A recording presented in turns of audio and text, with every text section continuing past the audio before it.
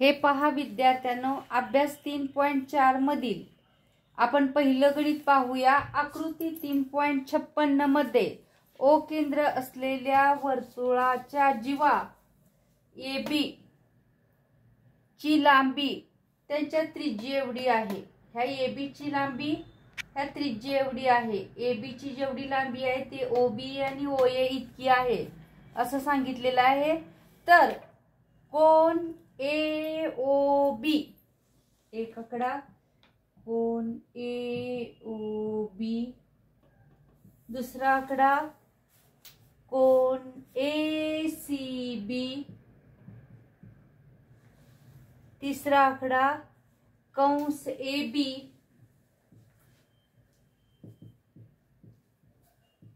कंस AB, चौथा आकडा कंस ACB, कंस ACB ची मापे ठरवा।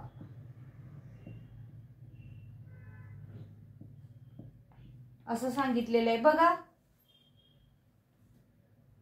आधी समजावून घ्या।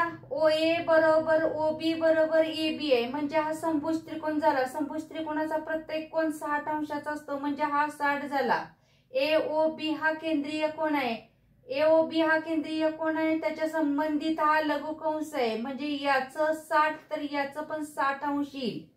पुन्हा आंतरलिखित कोनाच्या मापाच्या प्रमेयानुसार कोन ACB ने आंतरखंडित केलेला कंस AB आहे, म्हणजे याच्या निमपट याचं माप येईल। किती येईल? 30 अंश येईल। आता हे 60 आलं, पूर्ण वर्तुळाचं माप 360 अंश असतं। 360 मधून 60 गेलं तर माप कंस ACB इथं निघून जाईल। 360 मधून 60 गेलं 300, एकदम सोपं आहे। पहिल्यांदा विचारलेलं आहे आपल्याला कोन AOB चे माप।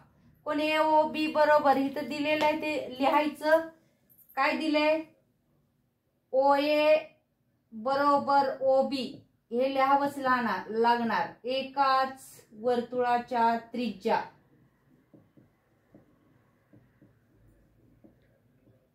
हे एकाच वर्तुळाच्या काय आहेत? त्रिज्या आहेत। दिलं काय आहे? OA बरोबर OB बरोबर AB हे दिले आहे।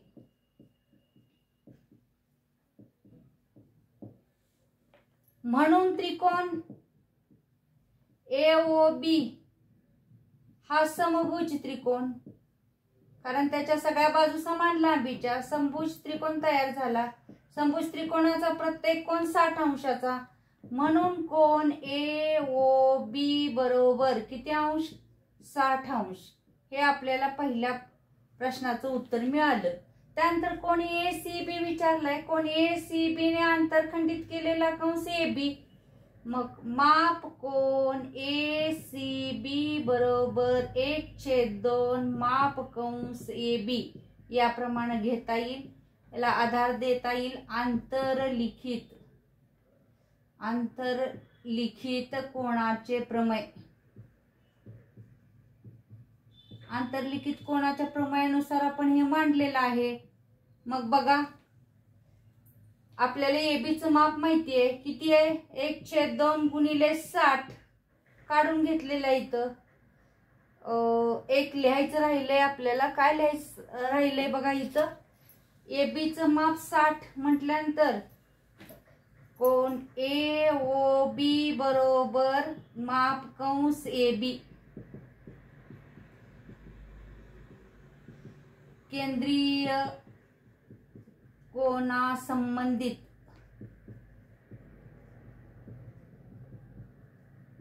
लघुकंस, केंद्रीय कोना संबंधित लघुकंस म्हणून AB चं, म्हणून माप कंस AB बरोबर 60 अंश हे लिहिणं इथं गरजेचं आहे। मग आता कोन ACB, कोन ACB बरोबर 1/2 माप कंस AB, याला काय देऊया आधार? आंतरलिखित कोनाचे प्रमेय। आंतरलिखित कोनाचे प्रमेय आंतरलिखित कोणाच्या प्रमेयानुसार AB चं माप आपण इथं काढून घेतलेलं आहे. किती काढून घेतलेलं आहे? 60. 1/2 गुणिले 60 बरोबर किती आलं? 30 अंश. कोण ACB बरोबर 30 अंश. हा ACB निघाला. आता माप कंस AB, माप कंस AB इथं काढून घेतलेलं आहे. म्हणजे आपल्याला पहिल्या क्वेश्चनचं उत्तर मिळालं, ACB मिळाला, AB मिळाला. आता काय? माप कंस ACB चे माप ठरवायला सांगितले. पूर्ण वर्तुळ आहे, हे पूर्ण वर्तुळाचे माप 360 अंश. त्यातला AB कंस आपल्याला 60 अंश माहिती आहे. मग माप कंस ACB बरोबर, माप कंस ACB बरोबर काय लिहिता येईल? ही ओळीनं उत्तर निघालेली आहेत बघा. ACB बरोबर 360 वजा माप कंस काय करता येईल इथं? AB. मग 360 वजा 60 म्हटल्यानंतर किती राहिलं? 300 अंश. म्हणजेच माप कंस ACB बरोबर 300 अंश. इतक्या सोप्या पद्धतीने हे आपल्याला गणित सोडवता आले. 4 1 2 3 4 4चे 4 क्वेश्चनचे आपल्याला इथं उत्तर मिळून गेली. क्वेश्चन नंबर 2 हा क्वेश्चन नंबर 1 होता. हा क्वेश्चन नंबर 1. क्वेश्चन नंबर 2 काय सांगितलेलं आहे बघा. आता क्वेश्चन नंबर 2 मध्ये सांगितलेलं आहे आकृती 3.57 मध्ये PQRS हा चक्रीय चौकोन आहे. PQRS हा चक्रीय चौकोन आहे. चक्रीय चौकोन काढावा लागणार याच्यामध्ये आपल्याला, आणि काय काय काढायला सांगितलेलं आहे ते काढावं लागणार आहे बघा. चौकोन PQRS हा चक्रीय चौकोन आहे.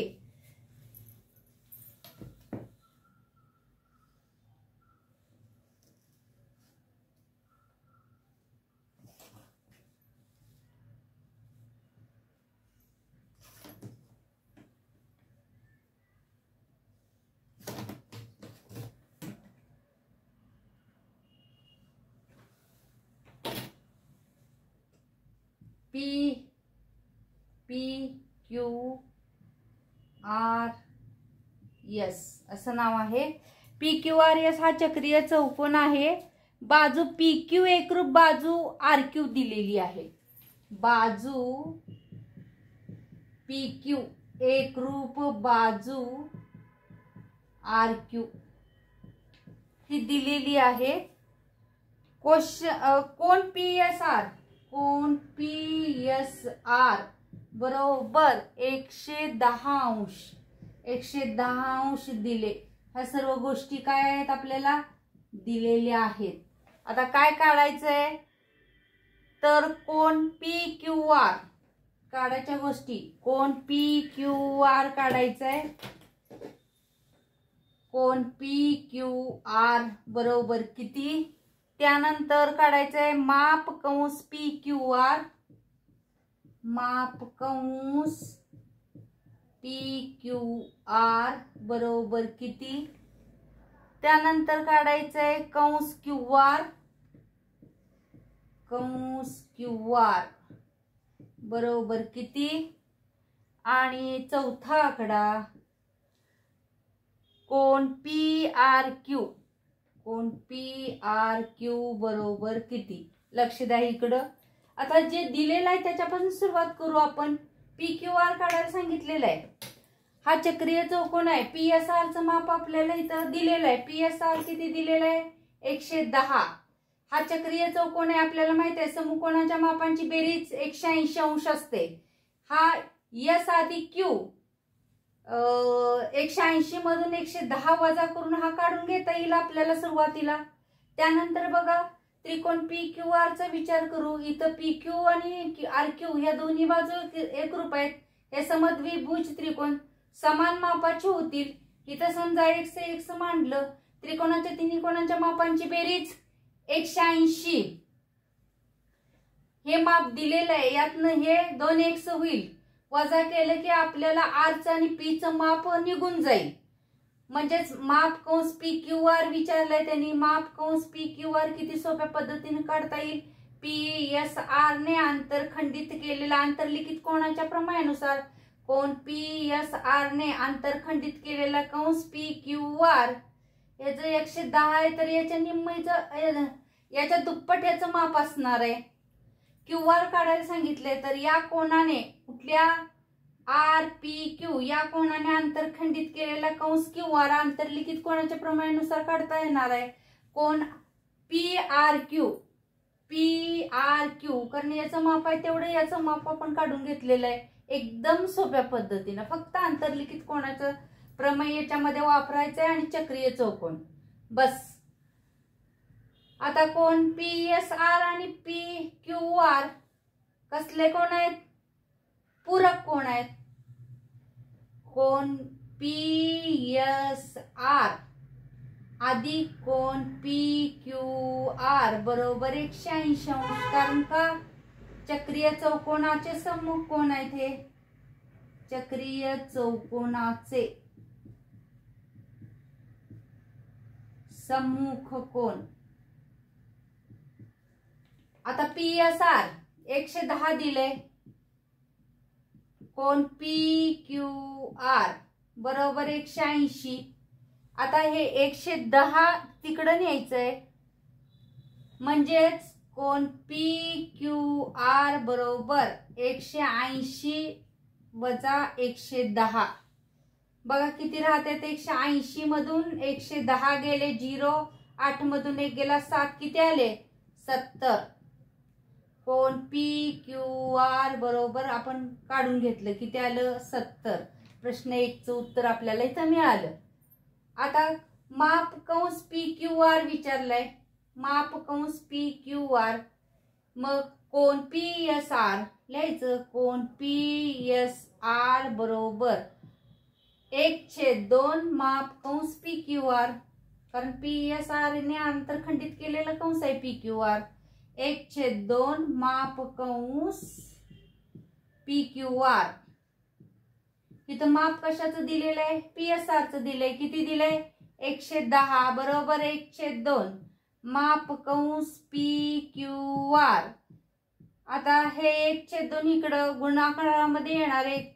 110 गुणिले 2 बरोबर माप कंस पी क्यू आर असं लिहिता येईल. 200 2 2 1 2 किती आलं 220. काय आला माप कंस पी क्यू आर. इतकं सोपं आहे हे बघा माप कंस. आता ह्या 2 प्रश्नांची उत्तर आपल्याला निघून गेली. आता क्यू आर. आता ह्या त्रिकोणाचा विचार करूया. त्रिकोण पी क्यू आर मध्ये त्रिकोण पी क्यू आर मध्ये काय दिलेलं आहे आपल्याला. पी क्यू बरोबर क्यू आर किंवा आर क्यू. पी क्यू बरोबर आर क्यू काय आहे दिले. हे दिलेलं आहे. त्रिकोणांच्या तिन्ही कोणांच्या मापांची बेरीज म्हणजे हे कोण एकरूप क्यू पी आर म्हणून कोण क्यू पी आर बरोबर कोण कुठला असणार आहे क्यू आर पी. आधार काय द्यायचा समद्विभुज त्रिकोण.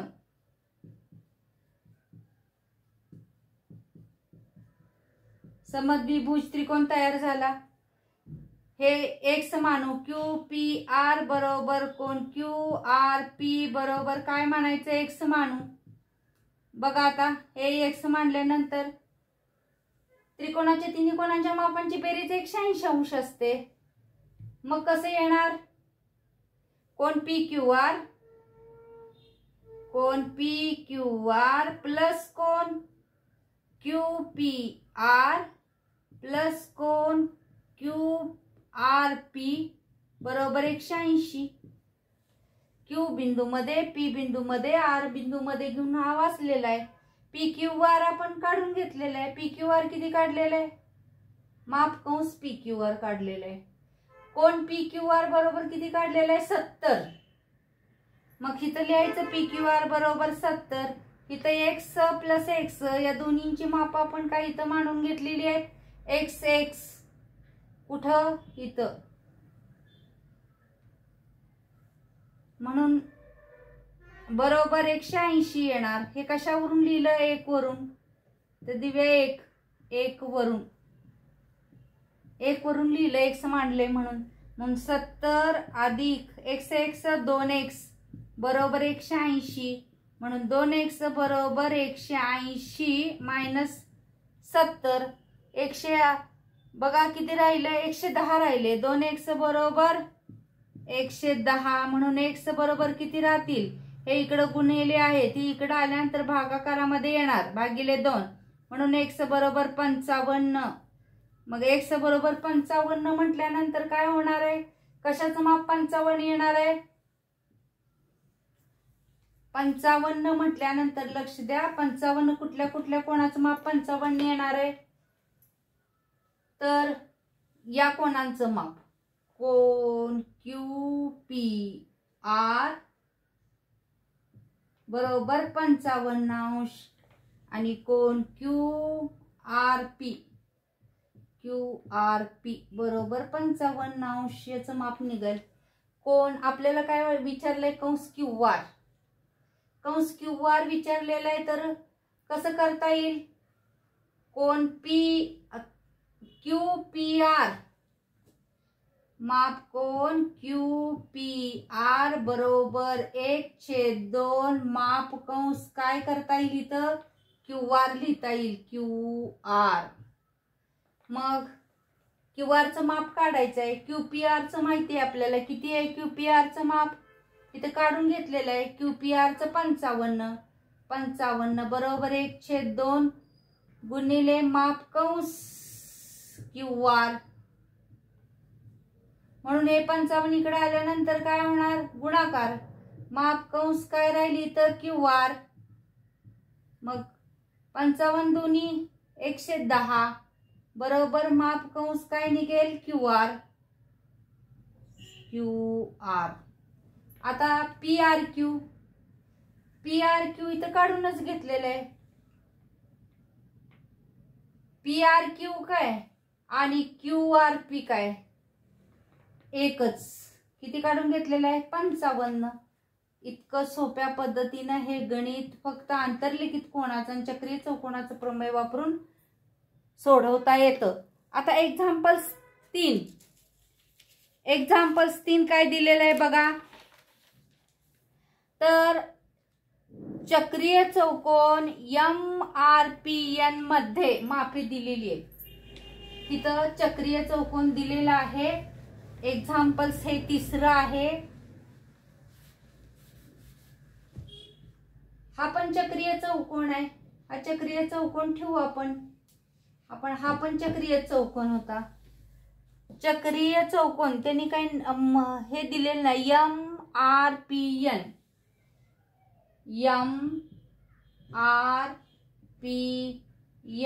असं सांगितलेलं आहे. चक्रीय चौकोन आहे. चक्रीय चौकोन म्हणजे चारही बिंदू कुठे आहेत? वर्तुळावरती आहेत.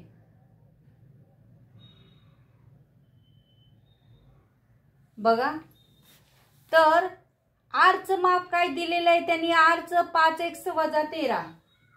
कोण आर बरोबर 5x - 13 असं दिलेलं आहे. चौकोन कसा वाचलेला आहे? MRPN हा चक्रीय चौकोन आहे. हे लक्षात असू द्या. आरचं बरोबर माप दिले 5x - 13 आणि यांचं दिले 4x - 4. 4x - 4 असं दिलेलं आहे. तर आर आणि एन ची मापे काढायला सांगितले. तर कोण आर बरोबर किती आणि कोण एन बरोबर किती? चक्रीय चौकोन आहे. समकोण काय असतात? पूरक असतात. समकोणांच्या मापांची बेरीज 180 अंश. आरचं माप बघा इथं, हा आर आहे. किती आहे? 5x - 13 आणि हा 4x - 4. ह्या दोन्ही कोणांच्या मापांची बेरीज 180. मग कोण आर प्लस कोण, इथं उत्तर लिहिता येईल. हे लिहूनच घ्यायचं आपल्याला, इथून उत्तराला सुरुवात करायची. कारण काय दिलेलं आहे, काय काढायचं आहे हे बघितल्यानंतर जे तपासणारे असतील ते पटपट पटपट चेक करतील, कारण हे मांडायला अगदी कमी वेळ लागतो, तुम्हाला पण उत्तर सोडवायला हे सोपं जातं. कोण आर कोण एन बरोबर 180 अंश.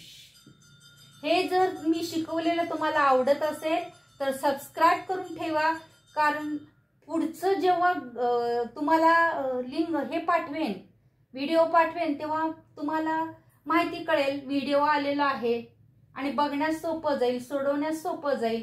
सबस्क्राईब करा, लाईक करा आणि तुमच्या प्रिय मैत्रिणींना, मित्रमैत्रिणींना शेअर करत चला. हे काय आहेत? सम्मुखकोन, चक्रीय चौकोनाचे, चक्रीय चौकोनाचे सम्मुखकोन. जोपर्यंत तुम्ही सबस्क्राईब करत नाही तोपर्यंत माझे नवीन व्हिडिओ आलेले तुम्हाला कळणारच नाहीत. आरचं माप किती आहे? आरचं माप आहे 5x - 13, 5x - 13 अंश, प्लस एनचं माप आहे 4x + 4 बरोबर 180. आता हे कंसातून काढून घेऊ. 5x - 13 + 4x + 4 बरोबर 180. आता 5 आणि 4 9x, 13तनं 4 गेले -9 बरोबर 180. 9x बरोबर हे 9 इकडे गेल्यानंतर काय होणार? हे -9 इकडे गेल्यानंतर +9, म्हणून 9x बरोबर 189 तयार होती. म्हणून x बरोबर व्हॅल्यू काढताना 189 आपण 9 9 दुनी 18 9 1 9. x ची व्हॅल्यू किती येईल? 21. आता x ची व्हॅल्यू 21 आहे म्हणून डायरेक्ट आपल्याला आर कोण निघत नाही. मग कोण आर बरोबर तिथे किंमत भरून काढावी लागणार. 5x - 13. आता काय करावं लागणार आहे? इथं किंमत भरावी लागणार आहे. किती? 5 × 21 - 13. 5x 5 1 5 5 दुनी 10 105. 105 मधून 13 गेले, किती राहिले? 92. कोण आर बरोबर आलं 92 अंश. आणि पुढं काय काढायला सांगितलंय आपल्याला? कोण एन, एनचं पण माप काढायला सांगितलंय. मग कोण एन बरोबर 4x + 4 म्हणून 4 × 21 + 4, कारण x ची तर व्हॅल्यू भरलेली आहे. 21 चोक किती? 84. 84 + 4 किती आलं? 88. कोण एन बरोबर किती आलं? 88 अंश. इतकं सोप्या पद्धतीने. आता बघा पाचवं गणित काय दिलेलं आहे तर आकृती 4थं गणित आकृती 3.58 मध्ये, आकृती 3.58 मधलं कितवं गणित आहे? 4थं गणित आहे.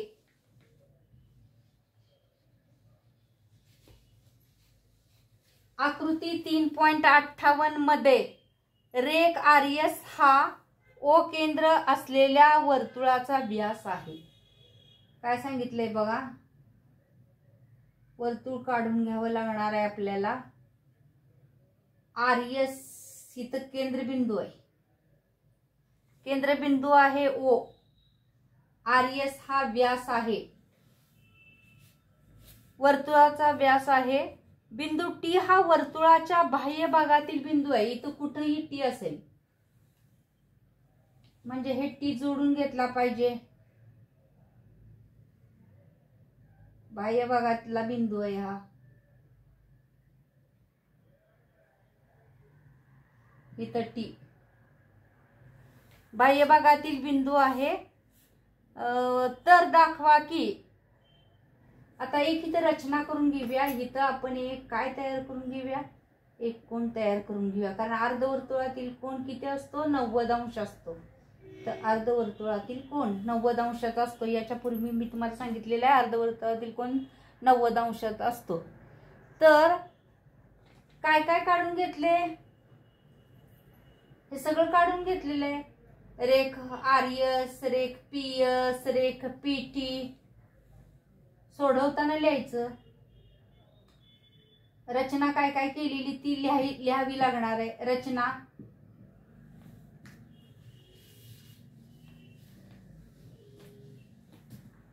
रेख आर्यस, रेख पीएस, रेख टीएस हे जोडलेली आहेत. हे जोडले एकमेकांना. आता इथं लक्ष द्या, एकदम सोपं आहे. त्यांनी सांगितलंय कोणता कोण, तर आरटीएस. आरटीएस हा लघु कंस आहे दाखवायला सांगितलेलं आहे. हा कंस लघु कोण आहे हा दाखवायला सांगितलेलं. किती सोपा आहे बघा. PRS हा त्रिकोण आहे का नाही, ह्या त्रिकोणाचा बाह्य कोण हा घेऊया आपण. कुठला, हा बाह्य कोण काढला असं समजूया. मग बाह्य कोण हा याचा बाह्य कोण असेल तर या दोन कोणांच्या मापांच्या बेरजे एवढा हा कोण असतो. ह्या दोन कोणांची बेरीज करावी, कारण बाह्य कोणाचं प्रमेयच आहे. ह्या दोन कोणांची बेरीज करावी तेव्हा हा कोण येतो, म्हणून हा लघु कोण आहे. मग दाखवायचा कसा, तर सिद्धता लिहिताना रेख आर्यस हा व्यास आहे. सिद्धता लिहिताना काय लिहायचं, रेख आर्यस हा व्यास आहे.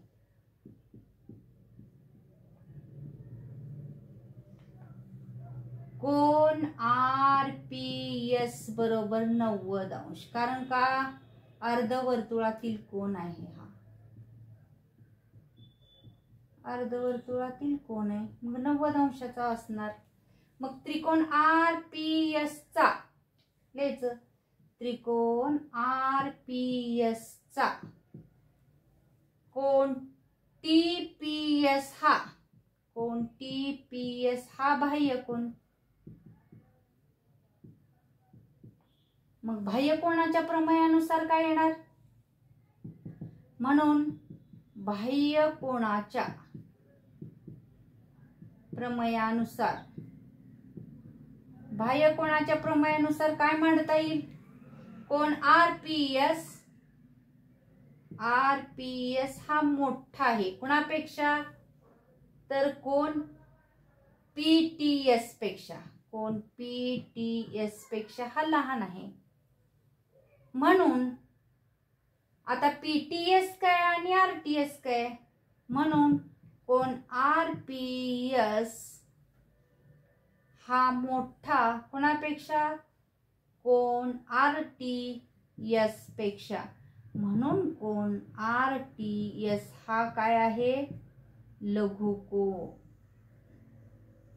हा कोण आहे, लघु कोण.